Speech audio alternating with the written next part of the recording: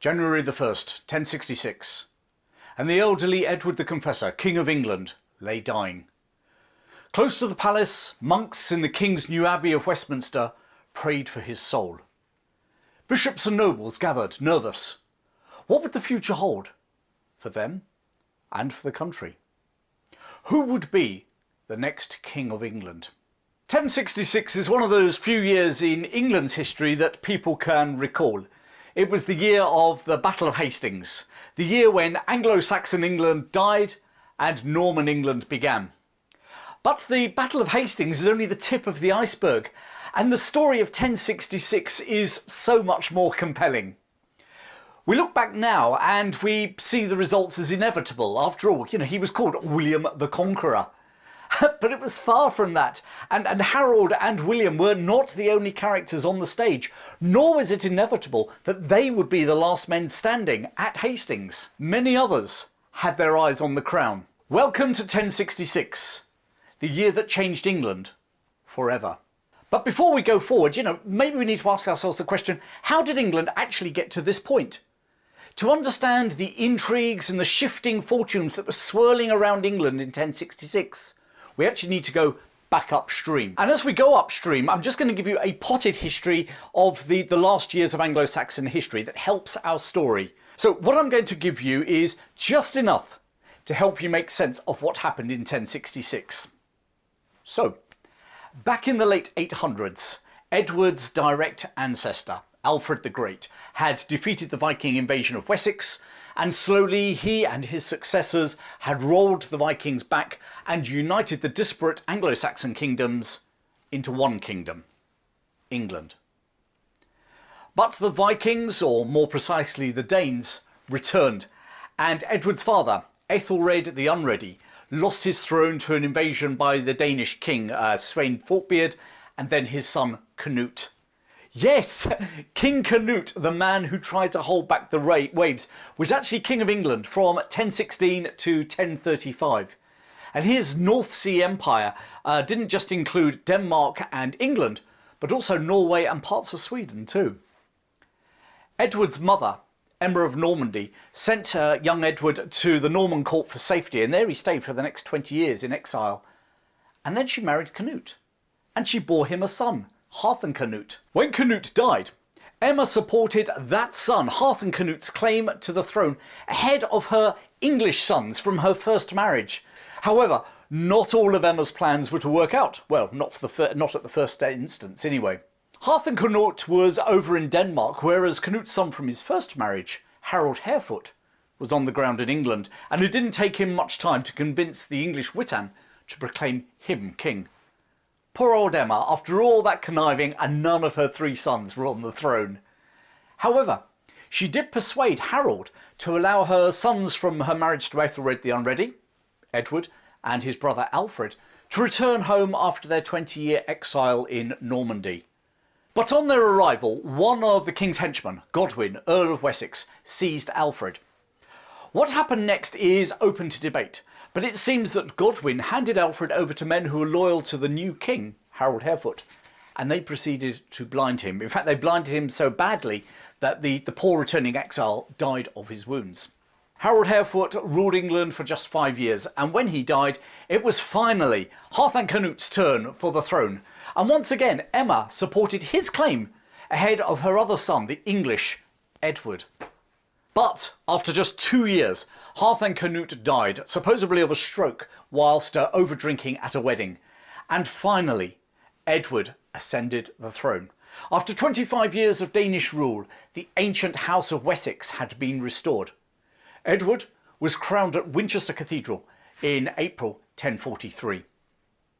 Meanwhile, Denmark had gained a new king too, Canute's nephew, Svein, and we're going to hear a lot more about him later in our story. Edward's reign was to usher in a quarter of a century of peace and growing prosperity in England. And that growing prosperity caught one or two people's eyes. Despite being married, the 62-year-old Edward had no children. With his brother long dead, there was no immediately obvious successor to the throne, and that made ambitious men size up their chances of seizing this wealthy prize that was England. Who would be the next King of England? The only blood member from the House of Wessex left standing was Edward's great-nephew, Edgar the Atheling, a 15-year-old youth whose father had lived in exile almost all of his life after Canute had seized the throne. Anyway, Edgar was in the court in London. Then there was William of Normandy. Do you remember Emma of Normandy, the unsupportive mum of Edward? Well, she was William's great-aunt. So that made him Edward's first cousin once removed. But I mean, he wasn't a blood relative, nor did he have any of the blue blood from the House of Wessex in his veins. In fact, the whole legitimacy thing was a bit of an issue for William. His father was Robert, Duke of Normandy. His mother was the daughter of a humble tanner who Robert had had his wicked way with. So we now know him as William the Conqueror, but at the time he was often referred to rather disparagingly as William the Bastard. You know, invading England just to be called the Conqueror might be enough of a motive in itself. But William had inherited the Norman throne as a minor after his father had died when he was very young, and William had to fight for his position from the word go against adults who wanted to manipulate him or depose him because of either of his age or indeed because of his mother's humble birth.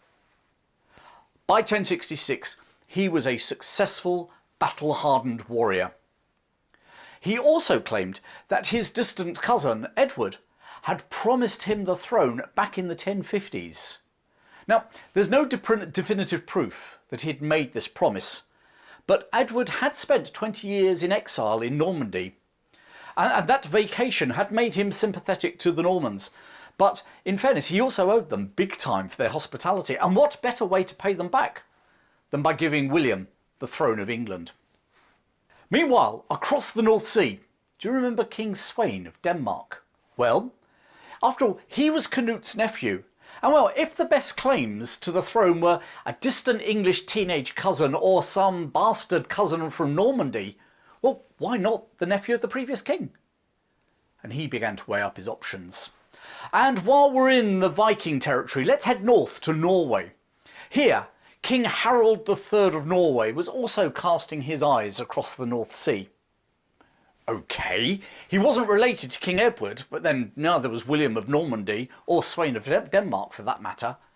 And he was a Viking warrior to his bones. He was known as Harald Hardrada, or Hard Ruler, and he wasn't a man to be messed with. He was probably the renowned warrior of his age, having commanded the Byzantine Empire's elite Varangian Guard. He's like a Praetorian Guard. So, with all that experience, why not invade England? After all, that's what Canute had done just 50 years beforehand, and it paid off for him. Was there anyone else? Well, yes. Harold Godwinson, Earl of Wessex, the most powerful noble in England. Do you remember Godwin, the man accused of being involved in the blinding and killing of Edward's brother all those years ago? Well, he had risen to become probably one of the most powerful noblemen in England, and he had been succeeded by his son, Harold. Harold basically ruled the whole of the south of England. And for good measure, his brothers, were the Earl of Kent, the Earl of East Anglia, previous Earl of Northumbria, and his sister had married King Edward, but just hadn't managed to produce that wanted heir. This was like, the Corleone family arriving in Anglo Saxon England. So, no royal blood in his veins, but he was the king's brother-in-law from the most powerful and richest family in England, and he actually had proven military credentials in a war against the Welsh a few years beforehand. He had even joined William of Normandy in a war against the Bretons just 2 years ago, and the Duke had knighted him for his services. So Harold knew how to fight, which, considering how things were starting to shape up, could be really useful to have a King of England who could take on all comers. Just 5 days into 1066, Edward finally passed away. He'd ruled England for just over 23 years. The great and the good of England, the Witan, had already gathered, waiting for the inevitable.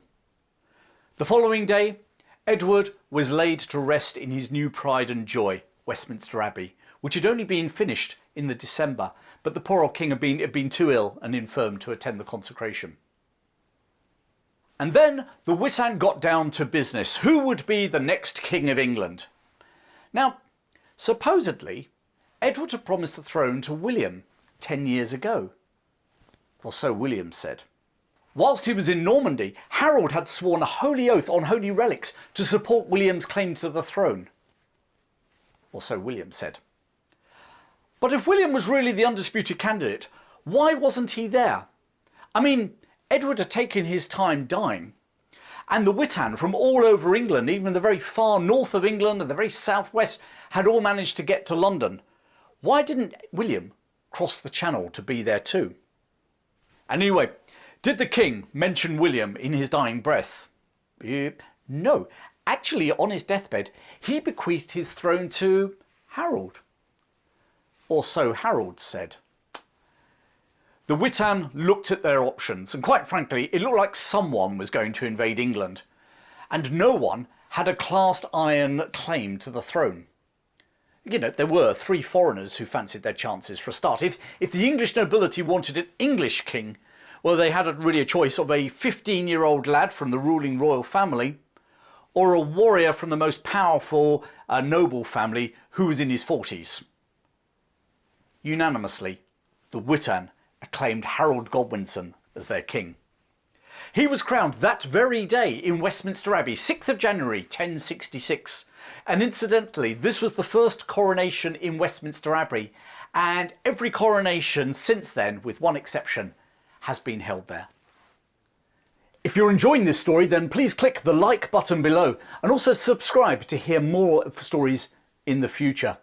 The Witan were, well, if not overjoyed that the all-powerful Godwinson family were now on the throne, at least probably were satisfied they had chosen the best of a bad bunch. But not everyone was happy. The powerful northern earls, the brothers Edwin of Mercia and Morcar of Northumbria, probably wondered why Harold, with no more royal blood than themselves, now sat on the throne. Okay, so he and his family were the most powerful family in the south of England, but the north was a different place. In fact, Harold's brother Tostig had been so unpopular as a southern Earl of Northumbria, he had actually been driven out by an uprising and replaced by Morcar. And Harold hadn't lifted a finger to stop that happening. Ah yes, Tostig, former Earl of Northumbria. He couldn't quite believe that his big brother Harold had done nothing to reinstate him as Earl of Northumbria. And Tostig was out for revenge. And then there was William of Normandy. When he heard the news of what had happened, he flew into a terrible rage. He appealed to the Pope, who gave him his blessing to oust Harold, the man who supposedly had broken oaths made upon holy relics. And William set about gathering an army. Harold's first move was to get the northern earls, Edwin and Morcar, on side, and he did this by marrying their sister. Their family really was now second only to the Godwinsons. They were brothers-in-law to the king, and they were very much lords of the north. Now Harold had to wait for an invasion. But who would come first? Sweyn? William? Hardrada? Well, actually, it wasn't any of them. It was the estranged brother Tostig. With a fleet of 60 ships, he landed on the Isle of Wight, but the local forces drove him off. He then sailed on to the Isle of Thanet in Kent. Harold raised his army, probably one of the biggest armies ever seen in English history up to that point. Tostig got the message, and he moved on up the coast to Humberside, where Edwin and Morcar, true to their new bonds with Harold, raised their men and defeated him. Tostig was forced to flee to safety in Scotland. One troublemaker dealt with. Harold's army waited on the south coast. So whilst Harold remained vigilant on the south coast, in September, a huge fleet of 300 ships was sighted off the Yorkshire coast. Harald Hardrada had arrived with an army of 9,000 warriors. And there beside him was Tostig. They entered the Humber estuary and moved up the River Ouse. Their target, the city of York, the capital of the old Viking kingdom of Jorvik. If Harald Hardrada was going to find sympathisers anywhere in England, it was there in Yorkshire, around Jorvik or York. Once again, Edwin and Morcar raised their forces and they met Hardrada on the 20th of September at Gate Fulford, which is now a suburb of York. In the ensuing Battle of Fulford, Harold was victorious and put the northern earls to flight. York surrendered and Hardrada made demands of treasure and hostages. And then he moved the bulk of his army to Stamford Bridge, a few miles to the east of the city, on the River Derwent. He also sent about a third of his men back to guard his ships 12 miles south at Recal. On the morning of the 25th of September, just 5 days after their victory outside of York, Hardrada's men were relaxing at Stamford Bridge. And why not? They'd put the northern army to flight and Harold was stuck down there on the south coast of England waiting for William. Many of the locals were sympathetic to the cause as they were descended from earlier Viking settlers. And the good people of York were about to deliver treasures and hostages to them. In fact, they could see the dust on the road over the hill. The treasure and hostages were on their way. So imagine their shock and horror when over the hill came not the cowering townsfolk of York, but King Harold Godwinson, who'd raced up from London in just 5 days, and with him was an army of over 10,000 men. Without pausing, they swept down onto the unarmoured Viking army that was resting on the west bank of the river. On the other side of the river, Hardrada desperately tried to organise his army. A giant Norse warrior with an axe blocked the bridge across the river, and the English were held at bay by this one man until eventually an English soldier floated in a half-barrel under the bridge and thrust a spear up through the planks, mortally wounding the giant axeman. Now the battle started for real as the English piled over the bridge and formed their own shield wall facing Hardrada's. Hardrada, ever the Viking mercenary, asked King Harold what he would give him to leave England. And according to the Icelandic saga, Harold replied, 7 feet of English ground. The battle raged and eventually Hardrada was killed by an arrow supposedly through his throat. Tostig fell shortly afterwards. It's estimated that 8,000 Norsemen were slain that day at the Battle of Stamford Bridge. The Vikings came in 300 ships. Their survivors needed just 25 to take the wind that blew them from the south back over to Norway. That same southerly wind that now blew them back to Norway also enabled another fleet to set sail. William finally left Normandy. And as Harold rested in York and savoured his victory, just 3 days later, William of Normandy landed on the unprotected southern coast, Sussex. Now Harold had to race south, trying to gather as many men as he could as he went. William moved his army along the Sussex coast to the town of Hastings, and there he waited. William's army was about 10,000 strong, made up of Normans, Bretons and mercenaries from all over France. But unlike Harold, he couldn't call on any more troops. This is what he had. And whilst he'd brought plenty of supplies, they would eventually run out, and he was in a hostile land. The English fleet of 70 ships had been stood down and was in London. But how long before it was ordered to go back to sea and would cut off William from Normandy? Supplies wouldn't get through and retreat might be impossible. They say that fortune favours the brave, and William of Normandy was brave. William knew that he needed a decisive battle. It was all or nothing.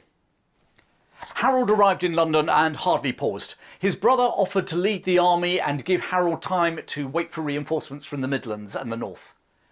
But Harold knew that William had come for his crown, and he had to defend it. How could he ask his men to give their lives fighting for his brother, whilst he sat safely in London? And Harold decided, just like William, that this was an all or nothing battle. And so he led his army out of London, up onto the Weald, the high ground between the capital and the Sussex coast. William's scouts raced back to report the advance. And on Saturday the 14th of October, 1066, William moved his army north from Hastings. At a point where the land rose to a small ridge, at a village which is now called Battle, he found Harold waiting for him. The English army had massed on the top of a steep slope, their fearsome shield wall added to their strong position. And even as the Normans watched, more and more English soldiers appeared from the woods behind them, their spears glinting in the sun. The English army consisted of the king's elite household guard, the housecarls, and the retained professional soldiers of his senior earls, including his two brothers. The bulk of the English army was made up of the Fulford, which is almost like the Anglo Saxon version of the army reserves. The Fulford mainly consisted of landowners. Maybe not big landowners, but landowners nevertheless. For the duty of a landowner in Anglo Saxon England was to provide military service to their lord in return for their land. The fact that Fulford stood their ground that whole day against the elite forces of Normandy and the mercenaries of France shows that they were, despite being landowners, no pushovers.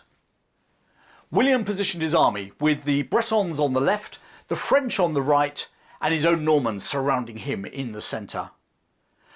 Both armies would have mainly worn chainmail overcoats and helmets, which would have been made of either metal, but possibly also of leather as well.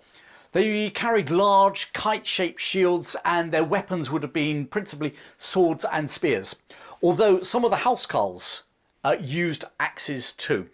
At 9 AM, the Normans advanced. Their archers came first, out front, trying to soften up the shield wall, but it made no impact. Then came the infantry, tramping slowly uphill on the dewy grass towards the ridge. But the disadvantage of the height and the discipline of that shield wall forced them back. And now it was the turn of the cavalry, pounding forwards towards the English lines. But once more the shield wall held firm against them. Another attack, and then another. William was in the thick of the fighting, like Harold, leading from the front. During the battle, actually, he had 3 horses killed from underneath him. Then a rumour started to spread in the Norman army. Duke William had actually been killed. Panic started to spread along the lines. William rode to the front of his army, in between them and the Anglo-Saxons, the English army, and he took off his helmet to show them that he was very much alive. Finally, after another failed attack on the left, the Bretons had had enough, and they broke. The English right wing had been standing on the ridge taking it all day, and now was their chance. With a roar, they surged forward against the retreating Bretons. Once more panic started to spread in the Norman army. William had to act decisively. He sent his cavalry into the flank of the charging English, cutting them off from the ridge, and then they turned round and annihilated them. And William had spotted an English weakness. He arranged for another feigned retreat on his left, and once more the English right wing surged down, and once more William's Norman cavalry massacred them. The English right wing was now dangerously weakened, and it was around this moment in the battle that Harold heard that both of his brothers had been killed. But still the English line held. The sun's rays were getting long on the blood-soaked ground. If Harold could hold on until nightfall, the English could retreat back to London, await reinforcements from the Midlands and the North, and fight another day. Whilst William would have blown his big gamble. Harold knew all he had to do was hang on for another hour or so. And William knew that the game was almost up. He ordered his archers to fire over the shield wall, onto the troops behind. And then he ordered one final all-out assault on the English line. What happened next is the stuff of legend. Various chroniclers after the event gave their spin, but no eyewitness accounts survive. And strangely, we have no account from William himself. The closest we get is the Bayeux Tapestry. And there it records, Harold is killed. And under the word Harold, an Englishman clutching an arrow in his eye. However, to his right, another soldier under the words is killed is being slain by a Norman knight. So, which figure was the tapestry talking about? Whether it was a fatal arrow in the eye, a sword stroke from a knight, or indeed an already wounded king with an arrow in his eye then being killed by a knight. What we do know is that late in the afternoon, King Harold was killed, and with his death, English resistance crumbled. As the English fled into the woods behind them, the Normans gave chase. And in those woods, the English put up one last stand, ambushing their pursuers at a gully which is now called Malfoss. But it was all too little, too late. Night had now fallen. William had won the Battle of Hastings. Initially, Harold's body couldn't be found. It took his mistress, Edith Swanneck, to find his mutilated body and identify it from marks that only she knew. What happened to Harold's body? William ordered it to be buried overlooking the shoreline that he had died defending. But there's no record of where that was, or if it really happened. Some argue that his body was taken to Harold's Abbey at Waltham Abbey. For the conspiracy theorists amongst you, there is a legend that a local woman found him still breathing on the battlefield, nursed him to health, and he was spirited away to Germany.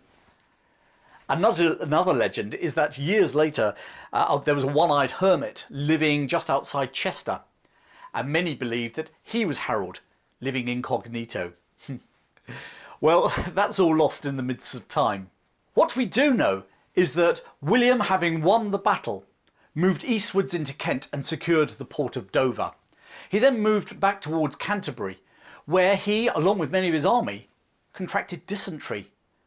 It's one of those great what-ifs in English history. What if William had died of dysentery in Canterbury, having won the Battle of Hastings? But William was a fighter, and he didn't die. The Norman army tried to enter London over London Bridge, but the people of London blocked the bridge and fought them off. So the Norman army followed the Thames upstream until they found a place to cross at Wallingford in Oxfordshire. At this stage, despite winning at Hastings, William was still not King of England. No one from the Witan had offered him the crown. In fact, for the second time that year, the Witan were actually meeting in London to have another debate about who should be king. Edwin and Morcar had finally arrived in London with their armed men, better late than never, lads, and had offered their services. And why not? I mean, they didn't have any royal blood in their veins, but that didn't seem to have stopped Harold becoming king just a few months earlier. But there was someone who did have the blood of the House of Wessex flowing in his veins. The 15-year-old Edgar the Atheling. And the Witan proclaimed him king. Now, quite how he was supposed to defeat William when an experienced warrior like Harold hadn't and had just lost loads of men at Hastings is open to question. Maybe he was, quite frankly, just the anyone but William candidate. William now crossed the Thames at Wallingford. He was on the London side of the river, and he now marched on the capital. When he reached Berkhampstead, he was met by a delegation from London, along with the Witan, the Archbishop of Canterbury, and Edgar the Atheling, nominally the king, but not yet crowned. And they, between them, offered William the crown. William was crowned in Westminster Abbey on Christmas Day, 1066. William was king, but there was still resistance. In the next 2 years, both Herefordshire and Kent rose in rebellion, as did Chester, with the aid of the independent Welsh. Harold's mother raised a rebellion in Exeter, and Harold's sons from his mistress, Edith Swanneck, came from Ireland, where they were receiving sanctuary, and they landed in Somerset and Devon, but they were actually driven off by English forces, the English Fyrd of Somerset and Devon, who now showed their loyalty to the newly crowned king. The most legendary and heroic rebellion was by an English nobleman called Hereward the Wake in the fens of East Anglia around Ely. And the biggest challenge, however, came in 1069 in the north. Do you remember Sweyn? Yes, Sweyn, King of Denmark. Well, he arrived with 240 ships, and he was joined by Edgar the Atheling. And they're also joined by Edgar's brother-in-law, Malcolm, King of Scotland, and Earl Edwin. This was the most serious threat that William was to face to his rule, and he marched north. Sweyn by this stage had captured York, but William paid him to go home. And then he paid Malcolm of Scotland to go home too. Suddenly that massive rebellion and invasion didn't look so good anymore. We had 18-year-old Edgar the Atheling, whom the Witan had ditched for William, and Earl Edwin, the loser of the Battle of Fulford. Edwin died trying to flee to Scotland. Edgar begged for peace, and William pardoned him. And then William showed his true colours by carrying out a scorched earth policy throughout the north of England. Villages and crops were burnt, livestock was confiscated, locals were killed. The Domesday Book, written 20 years later, still recorded the devastation from this harrying of the north. The last flames of Anglo Saxon England died in the flames of that harrying of the north. William the Bastard was now most definitely William the Conqueror. Almost all of the English estates were redistributed to the Norman gentry and Norman supporters of William. To this date, it's the biggest transfer of land ownership in England's history. Continental feudalism was introduced. Castles to subjugate the population were built throughout the land, and many survive to this day. Great cathedrals built of stone dominated the skylines of England's towns. The Normans refocused England away from Scandinavia, where their focus had been for the last 200 years with the Vikings, and towards France, and the beginning of that Anglo-French rivalry has its roots in 1066. Edgar the Atheling never became King of England, but the line of Wessex did not die out. As I mentioned very briefly earlier, his sister had married King Malcolm III of Scotland. Their daughter married William's son, King Henry I of England. And through her, the current Queen, Queen Elizabeth, can trace her ancestry all the way back to the House of Wessex, to Alfred the Great himself and beyond. The biggest losers in 1066, well, apart from the general population of England, were without a doubt the Godwinson family. Within a year, Harold and all three of his brothers had been killed in battle. Only his sister remained as the Dowager Queen of England. And when she died in 1070, William brought her body to Westminster Abbey to be buried alongside her husband, Edward the Confessor. But there's one final twist left in my tale. Harold's teenage daughter from Edith Swanneck, a girl called Gertha, fled to Denmark after the invasion. She went on to marry Vladimir, Prince of the Rus. 200 years later, one of their descendants, Philip of Hainaut, married one of William's descendants, King Edward III of England. Our current Queen of England, Queen Elizabeth II, has a direct line back to Edward III too. So, in a little way, the Godwinson blood flows in the veins of England and Britain's monarchs to this day. The 14th of October 1066 changed England forever. It was the last time that England was successfully invaded by a foreign power. In January 1066, as old King Edward breathed his last, the great families and great leaders vied for the throne of England. The Godwinsons, led by Harold. The House of Normandy, led by William. Harald Hardrada of Norway came so close.